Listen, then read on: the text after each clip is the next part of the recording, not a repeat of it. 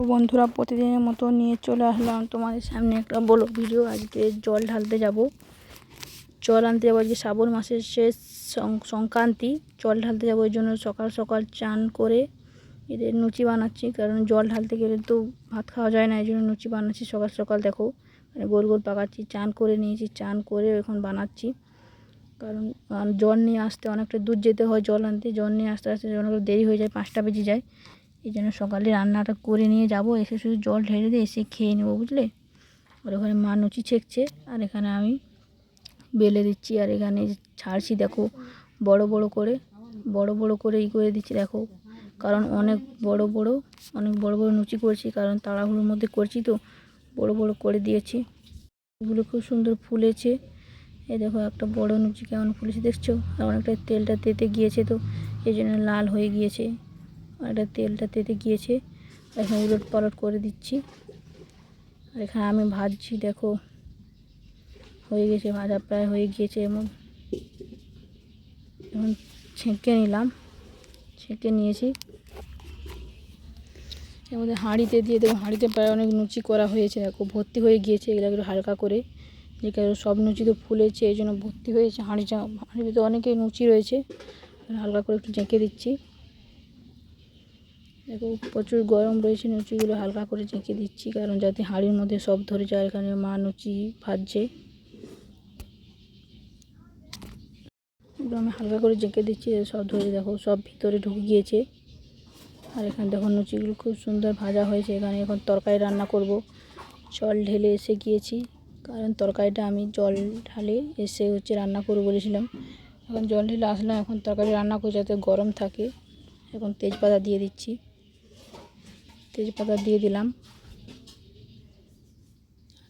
দেখো এখন 5 ফোড়ন দেবো। আর আমি সব সাজুগুজু করে রয়েছি, কারণ এক্ষুনি আসলে আমাকে খাওয়া হয়ে যাক, তারপর সব কিছু খুলবো।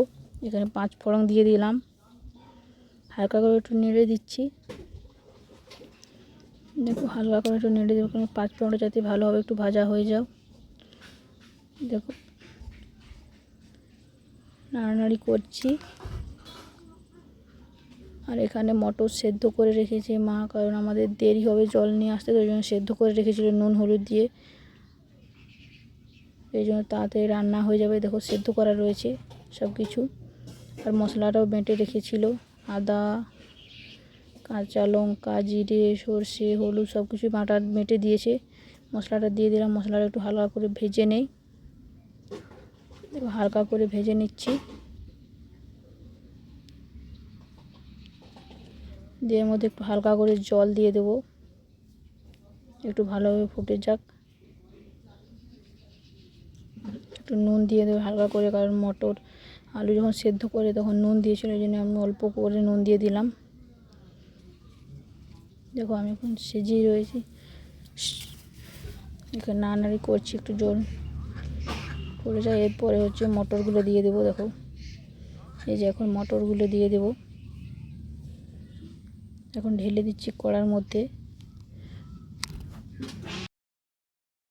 কারণ মশলা হয়ে আসছে। এখন মটর আলু ঢেলে দিলাম। দেখো ঘুগনি রান্না করব, তো একটু ঢেলে দিয়ে নাড়ানাড়ি করছি, যাতে মশলাগুলো ভালোভাবে মিক্সড হয়। দেখো নাড়ানাড়ি করছি।